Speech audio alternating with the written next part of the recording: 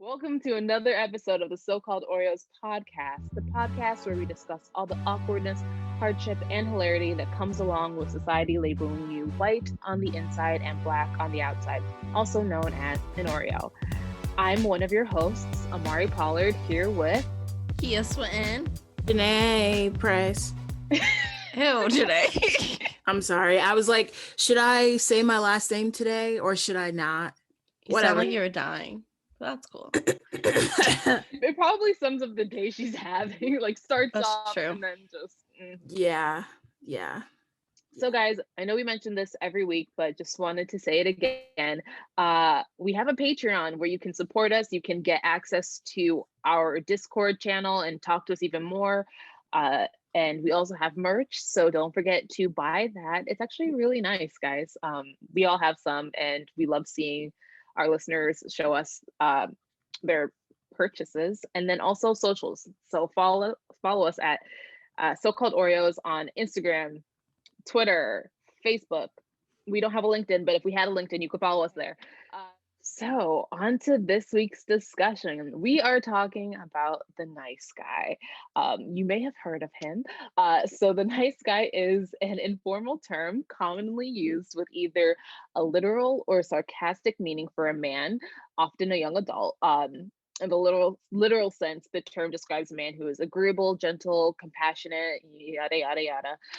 The term is used both positively and negatively, though. When used negatively, nice guy implies a male who is unassertive or otherwise non-masculine. The opposite of genuine nice guy is commonly described as a jerk, a term for a mean, selfish, and uncaring person. Also, we love an Urban Dictionary definition. An Urban Dictionary defines a nice guy as they say men or women who believe basic social expectations are currency for sex, which I think is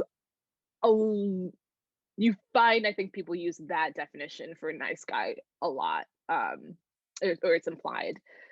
So what do we all think about those definitions?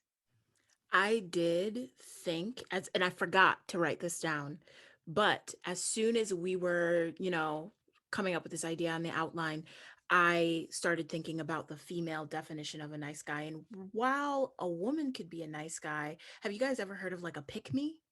Yes. So can you give an example of a pick-me for people who don't know? A pick-me is a girl who's like, I'll wash dishes, I'll cook food, I drink beer, and I like football. How could you not want to be with a girl like me? She's the classic kind of cool girl trope that likes to kind of degrade other women who don't like doing things that men classically like women to do for them. And it was a little bit of I don't know if it was a trend, but I saw a lot of videos on social media for a little while where it was like girls would kind of list all of their positive attributes. And I watched like an entire YouTube video dissecting a pick me, but that definitely came to mind when we were talking about the nice guy. I am so dumb. Why? Pick me. Oh, you thought I was saying like pick me? No, I knew what you were saying, but I didn't like pick me. I'm the perfect boyfriend. Girlfriend. I just thought it was a made up term. No, it's a pick. And that's interesting, Janae, because I've heard pick me before and I've seen it on like social media, but I always equip like pick me to like hoteps, where it's like, the pick me's are always like going with the hoteps or always agreeing with the hoteps because they want to be like, see, I agree with you, like that type of thing. Like they're kind of combined in that sense, but I never thought of it as like the girl version of a nice guy, which when you put it like that, I'm like, oh, that makes a lot of sense. But I always thought that too, like with like the terms, because I'm like, but do women like go around saying like, because I do the bare minimum, you should be with me? Like, I'm nice to you. Fuck me. I don't think it's. I think it's more so the opposite. Not that I do the bare minimum, but because I do so much. Oh yeah. So well that I should be chosen. I think that's how more so it's viewed. So women are overachieving even in the bad ways. But if you think about like society kinds of sets women to be, like society sets us up to be caretakers, that we're supposed to take care of our parents, we're supposed to take care of our husband, we're supposed to take care of the kids, we're supposed to take care of our friends. Like we're supposed to take care of our husband's illegitimate children.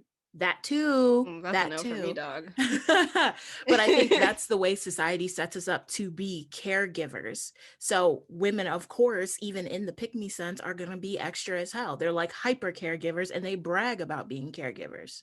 Damn, we need you to start being like, I breathe, date me. That's what I'm gonna say. But I wonder, I don't think I would necessarily classify myself as a pick me, but I do think my younger self was very much of the sometimes, I think,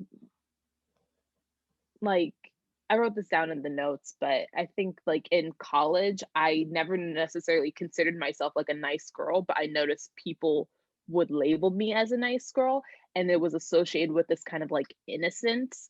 And I noticed that that weirdly attracted some guys. So I feel like sometimes I leaned into that a lot, um, in like this weird way. I And know what then, you're saying. yeah, and then as I've gotten older, I feel like it's been the opposite, where people will see me as being, you know, innocent or virtuous or whatever, and I can't get stuck out of that image in people's minds. And so they just don't want to give me a chance because they kind of see me as being too young, and they don't want to. What did this boy They don't said? want He to was, taint you. yes, they always used to say, I don't want to taint you. I feel like I'm not tainting you. There's another word that was specifically used. Corrupting. Yes, I feel like I'm corrupting you. Yes, Thesaurus that's today. Thank you for, I can't find my words, so thank you for finding them for me today. I think with the nice guy conversation, it's really important to highlight that we're not saying nice guys are bad. We're saying that there is a certain type of man out there who would verbally characterize himself as a nice guy, but do trident layers worth of fuck shit. And then once you call him on it, he says, but I'm a nice guy. So I'm a nice guy. And it's Not like, the no. trident layers. That took me out. And it's like, no, you're not a nice guy. You're not at So all. I think that's the definition of an incel. And that's why I equate nice guys with incels. If you guys don't know what incel is, it's involuntarily celibate. Okay, but when I was working at Vice, they did that whole documentary on incels, and I became obsessed. I was like, this is so interesting. Oh my god, they have like a whole like characters with incels. Like there's a Stacy, and I think it's Chad or Brad. Chad. It's Chad. It's a Chad. But wait, Yeah. you have to break down exactly what an incel is, what an involuntary celibate is, and all the stuff.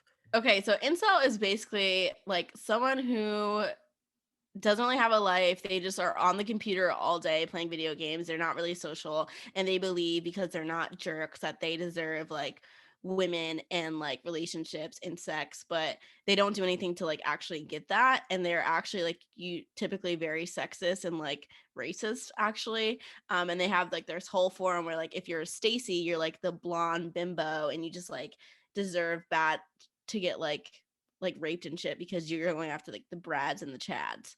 And then the Brad and the Chad is like the super muscular like athlete dickhead. And then there's like another girl, I forget the other girl's, but she's like the nerdy girl. And like they don't really want her, but like that's who they'll end up with. It's like a whole big thing, but basically it's like this whole community where they are kind of like sick in the head because they literally don't have social skills and they just like spend all day saying terrible things on the internet and they still think they deserve this. And it's to the point where it's like it's interesting to me that people could be like kind of this sick in the head, but like they've done stuff where like they'll harass people online. And like I'm forgetting the guy who it was, but he was part of this incel community and he like went up and like killed a couple of girls because he was just like so mad at women that they wouldn't sleep with him. He just like killed some random girls. So like yeah, the incel is like super intense. Like for me, I'm like, I don't get how you can raise people like that. Like that's for me, I'm like, how do you not know your son is like that socially like off? But yeah, I always equate that to incel because incels always just like think like, oh, I don't do anything bad, so I deserve all this, but it's like you're not doing anything good. Guys, thanks for staying with us. And thanks for tuning into this week's episode. You can talk to us on all social media at So-Called Oreos, and you can email us at socalledoreos@gmail.com with any questions or feedback you have. We always appreciate it. You can listen to us anywhere you get podcasts, and we would love it if you could also rate, subscribe, and leave a review. Until next time, bye. Bye. Bye.